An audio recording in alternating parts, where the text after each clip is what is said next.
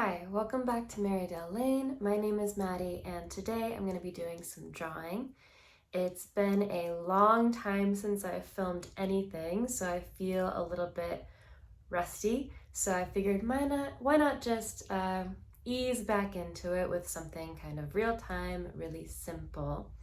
So I have a drawing that I've already started that I'm just going to be working along today and probably doing a face down view so you can see what I'm working on and just kind of chit-chatting about what's been going on lately. So you may or may not be able to tell behind me, the art studio that I'm in is changing a little bit. I'm kind of in the middle of some renovations with it. So when I'm all finished, I do plan on posting a fully updated art studio tour. I think the last art studio tour I did was maybe like 2.5 to 3 years ago, and a lot has changed in this room since then, but it's still really messy. This is the nice corner of it where I'm filming, but there's a lot of mess everywhere else. So once I get all of that kind of figured out, I'll do a more in-depth tour video. But for now, I'm working on a new drawing, and so let's go ahead and switch over camera views and I'll talk about what makes this one feel a little bit different. Okay. All right, so this is the drawing we're going to be working on today. As you can see, I've already kind of started it. I've penciled out a lot of it, but not any of this upper corner here. I do pencil out most of my drawings before I start them. However, I always have a habit of starting the ink before I'm even finished with the pencil bit. I get really impatient while I'm doing the sketch and just want to start getting everything down. Having it in pencil makes me nervous because I hate the smudginess, I hate the idea of losing detail. And so I'm always really eager to get it, started in terms of the ink dots so that it becomes more permanent. And then there's not a risk of me losing detail, but sometimes it means I get a little ahead of myself. So this one has this kind of main floral in the center, which I'm using a reference photo for. So this part is it's kind of easy, not in that it's easy to draw, but it's easy in that I don't have to think about it. I'm looking at the photo, I'm copying down the values that I see. What's going on out here is all of my own creation. So something that I've been really wanting to do in my artwork is lean a little bit more abstract. And so I've been really into these sort of filigree designs and swirly designs, so I really wanted to incorporate those into the piece. And I'm really liking the effect, especially down here in this corner. But I still have to figure out what is going to be over here. So I think what I'm going to do is start with a pencil and just kind of start sketching some things out as I'm talking, and then maybe as I'm getting tired of that, going back in with an ink pen and sort of filling out some of these. As always, I'm going to be using microns for the dot work. This section of the drawing is done in an 02, so I have that one, but for some of these really tiny areas, I also have an 01, an 005, and even an 003, which is itty bitty tiny. So basically what that will do is, using the different sizes in a dot work piece like this just keeps it from looking kind of too uniform and too plain. So when I use a smaller pen size for dot work, the dots will be much smaller, which means that when you're looking at the drawing from far away, it will kind of give it a lighter quality. It won't look as dark and intense. So you can see here, I've already put in a really dark value, and because I'm using that heavier 02 pen, it's reading really dark black. But if I were to do that same section with the smallest pen, the 003, it's going to read a lot lighter, even though it's the same sort of density. So that's why I like to use a few different sizes. I haven't always done that. Some of my past drawings are just kind of all one uniform size, but now I'm kind of getting into more experiments with my work, and I've really liked the result of using different pens. So I also have my trusty drawing pencil. My favorite is a 6B. So that one is a pretty dark but soft pencil, which I like because it's easily erasable. There are other pencils that will show up lighter on your paper, but they're made with a harder tip, and so it's more difficult to erase them. So this is the kind that I prefer. I've kind of sketched out some guidelines here about the directionality that I want to use, but I'm not married to any of it. I may end up changing it. I'm still pretty new to this sort of filigree stuff, so I'm not always able to execute it to a level that I'm happy with. But we're just going to go ahead and start and see how it goes. I've been trying to sort of mimic some of the same floral shapes throughout this so that it kind of gives it a more cohesive look. And then I figured while I'm doing this, I could go ahead and talk about some of the things that I have been up to. I'm not sure exactly how long it's been since I've posted a video. I was a little too scared to look before I started filming, but it's at least been months, maybe even a year. And I really didn't mean to take a break for that long, but it just kind of happened. When I started this channel, I really wanted to avoid making any sort of hard commitments to an upload schedule because I knew that the moment I did, I would kind of resent it. I don't know if anyone else relates to that, but I've been feeling the urge for the past couple weeks to kind of get back into it. And this is just kind of the first time I've managed to get that urge all the way into the filming stage. So I had not been drawing for a long time either. During the summertime, my work gets really intense, and I find that I don't have a lot of creative energy left at the end of the day. And then this fall is a little bit unique because I quit my job. I left full-time work at the end of August, and so for the entirety of September, and now we're moving into midway through October, I have been unemployed, which was my choice. I did leave on purpose. I didn't get laid off or anything. This is something that I had planned for, but I just really was feeling kind of burned out and wanted to take some time off before figuring out what I wanted to do next. I never want to stay stagnant in any way, and that's kind of what I had been feeling at my workplace. So whenever I feel like I'm stagnating, that is kind of my cue that I am ready to move on. I'm always someone that likes to be learning new things, so just felt it was time for a change of pace. But it has left me a lot of open time, which was really wonderful. In September, I got the chance to do some traveling. I went with a group of friends to the Olympic Peninsula. We went out to Forks, Washington. If you're just tuning into me for the first time, I live kind of near Seattle, a suburb outside of Seattle.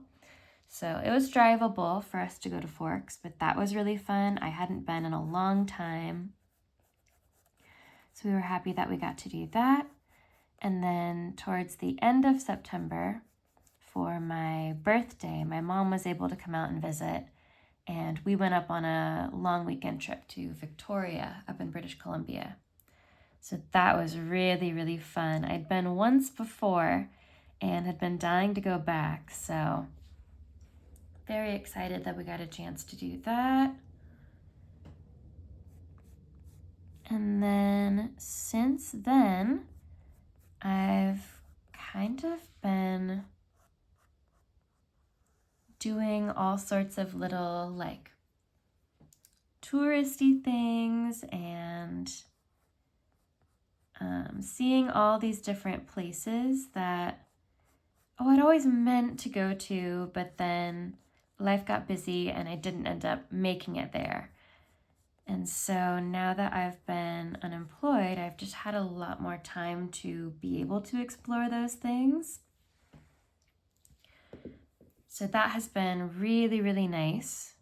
But now I'm sort of getting ready to apply for jobs. Well, I've started applying to some new jobs because I'm sort of feeling a little ready to have that structure again and meet people. I do find that I am someone that functions best with a strict routine, and at the same time, I really struggle to create those routines for myself. So that is definitely something I've noticed, that it's been really nice to not have to wake up early all the time, and get the amount of sleep that I need and have more time for those things. But it's been really hard to maintain habits like working out, doing my journaling, because I had tied those habits to points in my workday, and now I don't have a workday. So little things like that have been kind of funny to notice. But now that it's October, I've been really trying to capitalize on the season in terms of finding fun things to do. So I've been to the pumpkin patch, recently went apple picking and made apple dumplings, which was so fun. I've been getting more into baking. Not necessarily doing it more, but I think feeling a little bit more confident. So baking more breads and things that I might have been intimidated to try are kind of feeling more approachable. So made some pretty good dumplings, leftover apples from apple picking, so we'll probably make an apple crisp at some point. I think I prefer an apple crisp to an apple pie.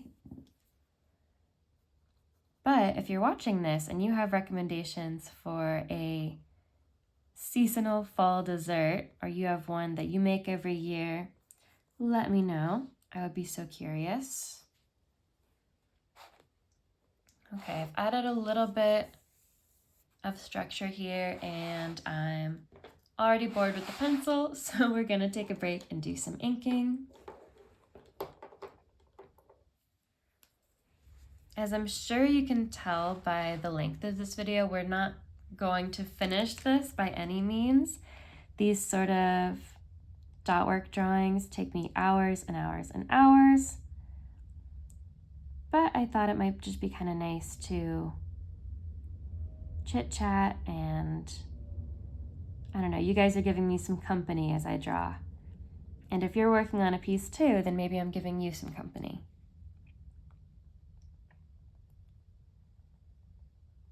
But yeah, while I've been unemployed, I've also been working on some different house projects.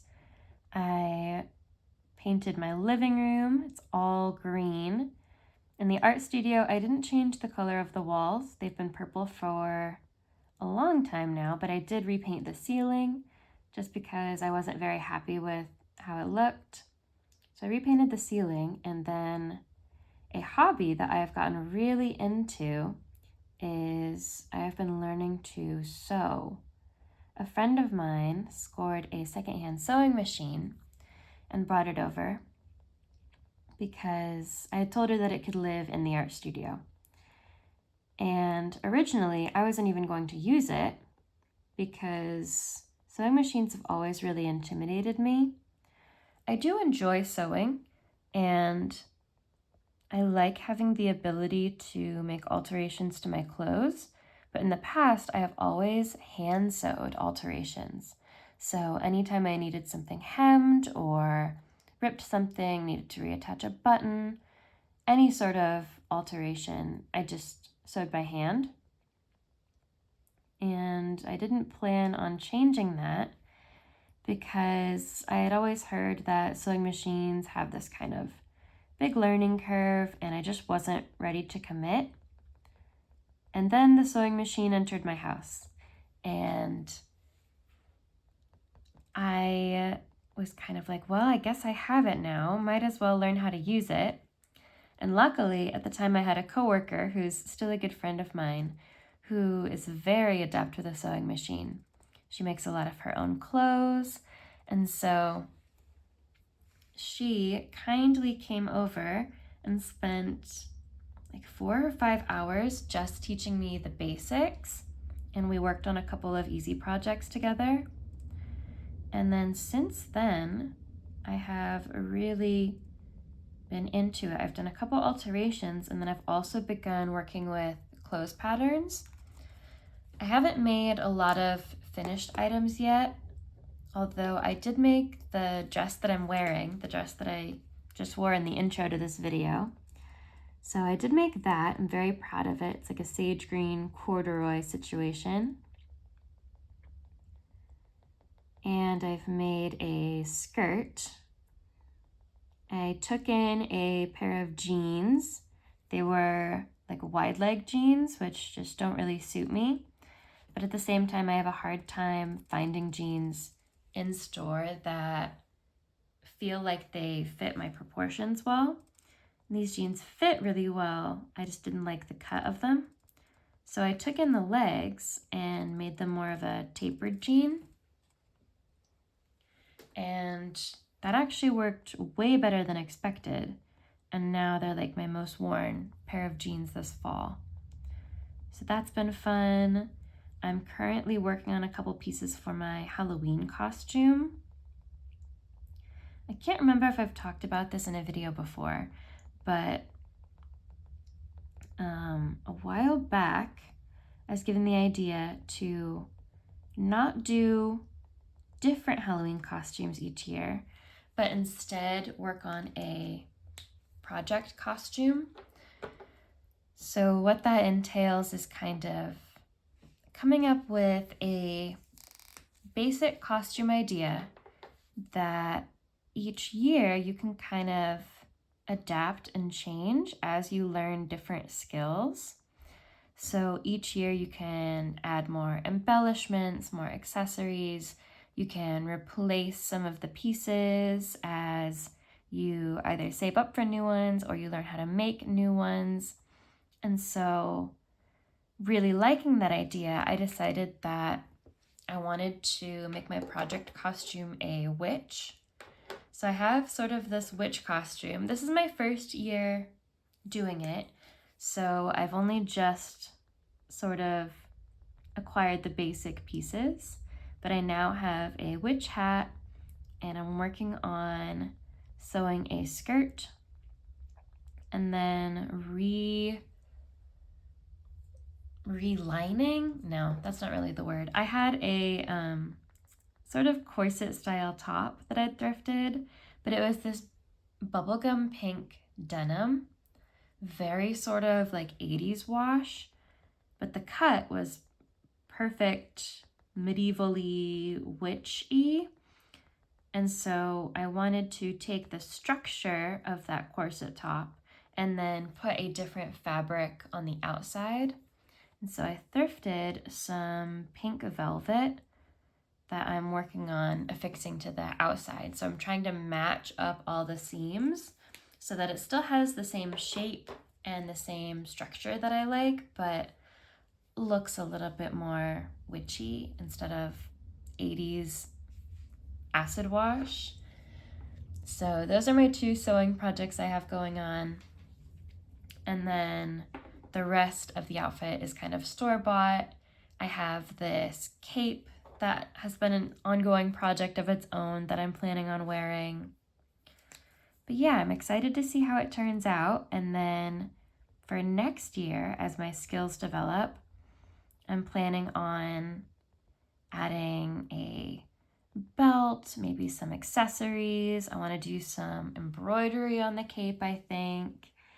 So I can really just change it up year after year as I have more time to work on it and gain more skills. So that's something I'm really excited about. I've always really enjoyed Halloween.